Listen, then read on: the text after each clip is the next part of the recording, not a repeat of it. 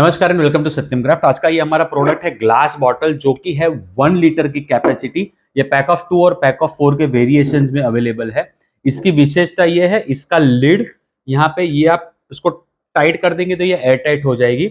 इसका एक important part ये है कि ये वाला जो इसका ढक्कन है ना, उसको पूरा दिन पानी में डुबो के मत रखिएगा, वरना ये जंग पकड़ लेगा। ये है मेटल का, प्लास्टिक का नहीं है, तो ये जंग पकड़ लेगा। तो इसको खाली पानी से साफ करके पोछे से सब ड्राई क्लॉथ से इसको साफ कर लीजिए और रख दीजिए, तो ये बहुत ही लंबा चलेगा, इसके ऊपर जंग नहीं पकड़ेगा। Very good quality clear glass and 1 litre की कैपेसिटी है and it is air tight. Thank you for watching Satyam craft.